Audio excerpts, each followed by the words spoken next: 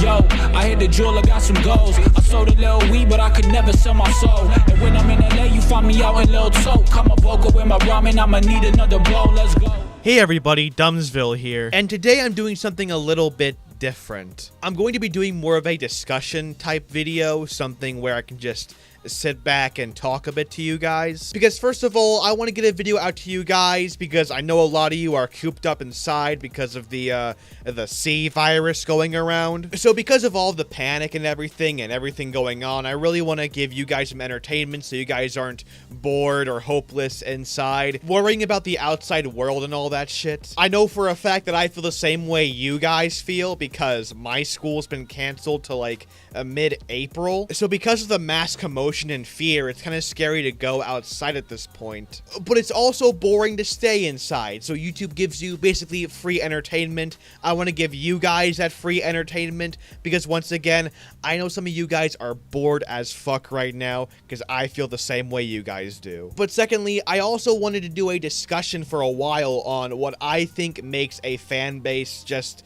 toxic in general, what accounts for a good fan base and a bad fan base, what can be prevented when creating a fan base or when a fan base starts out, a lot of the pitfalls fan bases fall into, etc. Basically, I want to talk about what I think makes a fan base toxic and what I think other fans can do to maybe remedy it or maybe prevent it, and maybe even clear up a few misconceptions in my videos along the way. Sadly, no talk sprites for this video because this is once again a more discussion heavy video, just me talking to you guys. And also one last thing, I am working on an actual rant video. I just uploaded the preview for it onto Patreon just now. This is just a video to tide you over for that basically. Anyways, on with the discussion. So I get a lot of Discord DMs from a lot of people, and one message I get somewhat frequently is whether I think this specific fan base is toxic or if this specific shipping is toxic.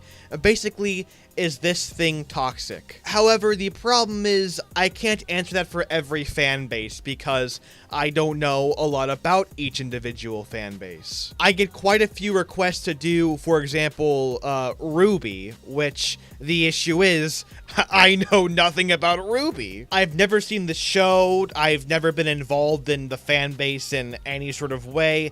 The only thing I do know is that the fan base is probably toxic. I'm not too sure. I've certainly been told that the fan base is toxic, but I couldn't give you a reason why because I don't know anything about the fan base itself. However, it's the exact opposite with something like Sonic the Hedgehog, where I've been in the fan base since like I was 9. But when it comes to fan bases I'm not involved in, it's a lot harder for me to decide whether they're toxic or not because obviously I don't know a whole lot about them. However, I do know the characteristics of a toxic fan base, and I'm going to give what I think are the biggest key factors to a fan base being toxic. As always, these are my opinion, and if you disagree with them, that's okay, but these are just what I think make for a toxic fan base, so let's get into it. I have a blue house with a blue window.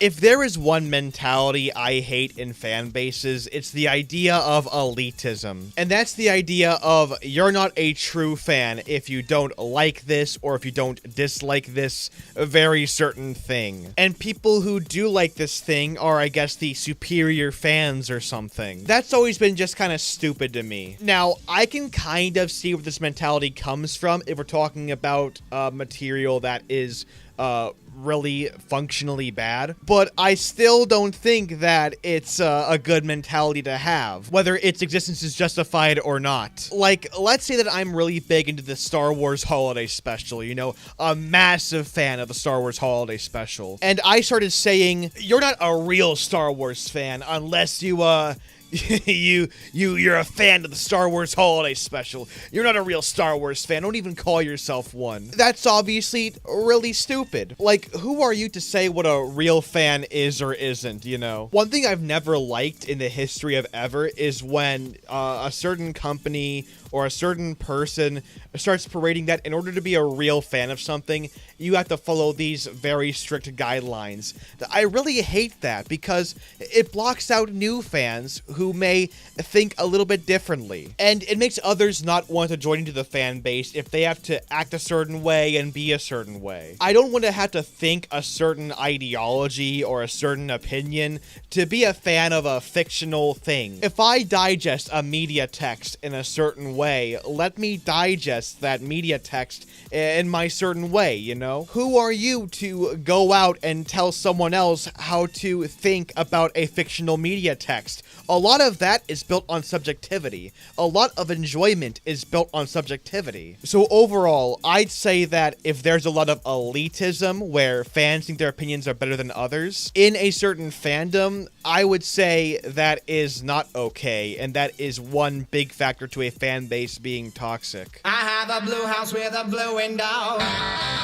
Next up is creating misinformation. This one is obviously very vague and can mean a lot of different things, but what I mean by creating misinformation is basically, I'm professionally saying the word lying, or just spreading gossip that really is not true at all. I've seen this with both the Sonami fanbase and the Birds of Prey fanbase, where in the Sonami fanbase's case, they'll basically make a propaganda for their shipping, and in Birds of Prey's case, they literally lied about a movie that wasn't even out yet. That, to me, is extremely toxic, because you are literally lying and spreading misinformation and intentionally trying to mislead people for one reason or another. It's literally slander, something you can actually get sued for. I really don't think I should have to explain why slander is bad, but people do not learn. So if people are spreading misinformation about something,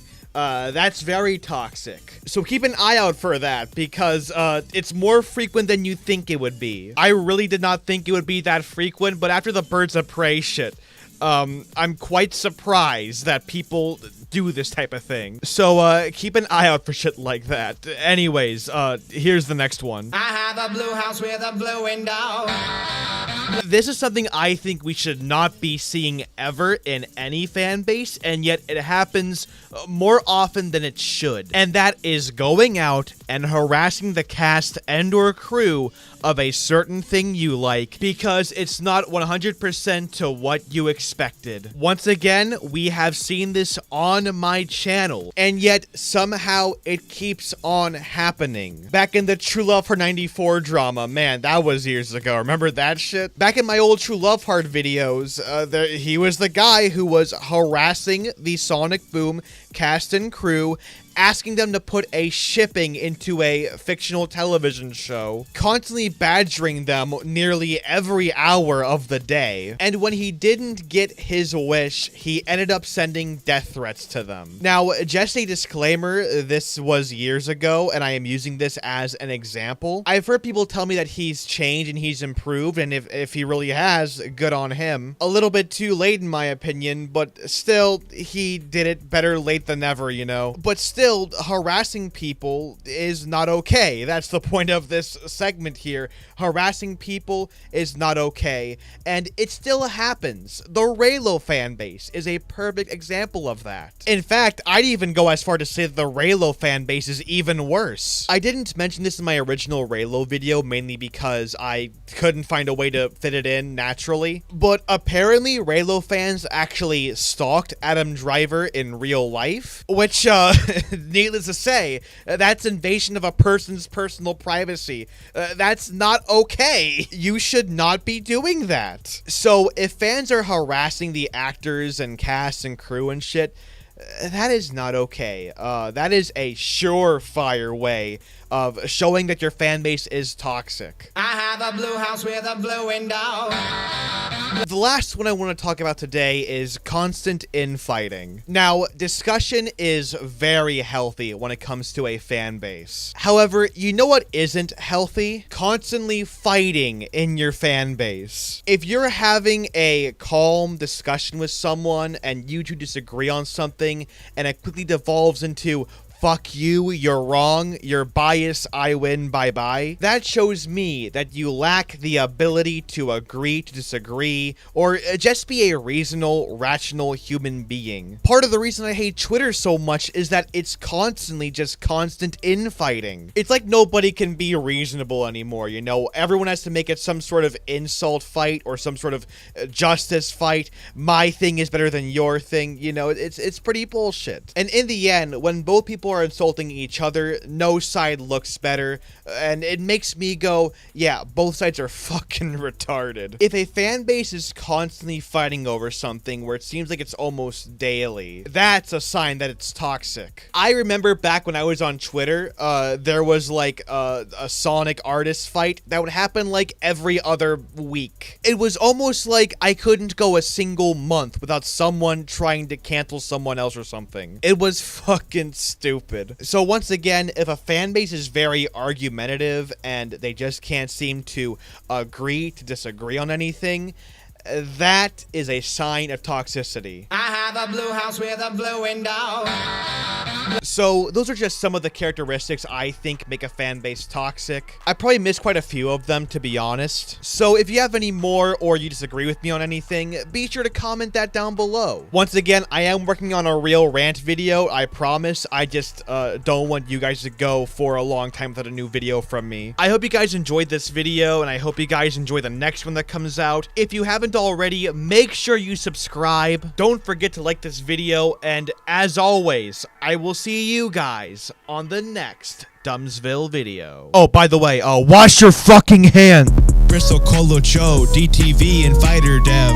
Shout out to Literal Trash and Lucky, Lupus Mega Happy, as well as Pond, Reckless Raven Solo Go, and Sonic Pingus.